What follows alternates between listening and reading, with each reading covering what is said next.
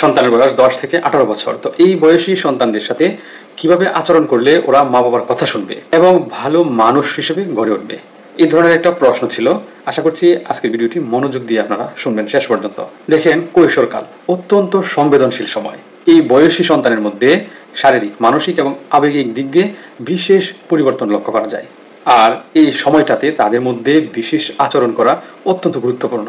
আমরা আজকে এমন কিছু কার্যকর আচরণ নিয়ে আপনাদের সাথে শেয়ার করব, যেগুলো যদি এগুলো পালন করা যায় তাহলে আমাদের সন্তানেরা মা বাবার কথা শুনবে এবং ধীরে ধীরে তারা ভালো মানুষ হয়ে গড়ে উঠবে। প্রথমে যেটা বলবো সেটা হচ্ছে ভালোবাসা এবং মনোযোগ দেওয়া। দেখুন, সন্তানের প্রতি ভালোবাসা প্রকাশ করুন, শুধু কথাই নয়, আচরণেও। তাদের অনুভূতির গুরুত্ব দিন এবং মন দিয়ে তাদের কথা শুনুন। দিনে অন্তত কিছুটা সময় হলেও সন্তানের সাথে কাটানোর চেষ্টা করুন, আর সেই সময়টাই হতে হবে কোয়ালিটি সময়। আমরা কিন্তু আদেশ দিতে পছন্দ করি, হুকুম করতে পছন্দ করি। আদেশ করবেন না, বোঝানোর চেষ্টা করেন। হুকুম না দিয়ে তাকে বোঝানোর ভঙ্গিতে কথা বলুন। যেমন আমরা অনেক সময় বলে থাকি, তোমাকে এটা করতেই হবে। এভাবে বলার চেয়ে যদি আপনি তাকে এভাবে বলেন যে তুমি যদি এটা করো তাহলে তুমি কিন্তু অনেক উপকৃত হবে, ভেবে দেখো, এটা কিন্তু তোমার করা উচিত, এমন ভাবে তাকে একটা প্রশ্নের মধ্যে ফেলে দিন। তারপর যেটা বলবো সেটা হচ্ছে, আপনি নম্র হবেন, কিন্তু আপনার সিদ্ধান্তে আপনি অটল থাকবেন এবং দৃঢ় সিদ্ধান্ত আপনি নেবেন, আপনি দৃঢ় থাকবেন, সেটা হচ্ছে কথা। যেমন আপনি খুব বেশি কড়া না, কিন্তু নিয়ম কানুনের ব্যাপারে আপনি কখনোই ছাড় দিবেন না। নিয়ম কানুনের বিষয়ে আপনি স্থির থাকবেন।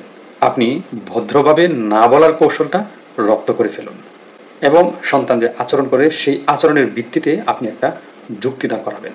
পাশাপাশি আপনি আপনার আচরণের দিকে নজর দিবেন খুব বেশি, কারণ নিজের আচরণটাই কিন্তু আপনার সন্তানের আদর্শ হয়ে উঠতে পারে। এই জন্য অনেক সময় আমরা অভিভাবকরা যে ধরনের আচরণ করি, আমাদের সন্তানরা কিন্তু সেই আচরণটা শিখে নেয়। অতএব আপনি যদি ধৈর্যশীল হন তাহলে অবশ্যই ধীরে ধীরে আপনার সন্তানও ধৈর্যশীল হয়ে গড়ে উঠবে। আমরা সবসময় উপদেশ দিতে পছন্দ করি, উপদেশ নয়, আলোচনা করতে হবে।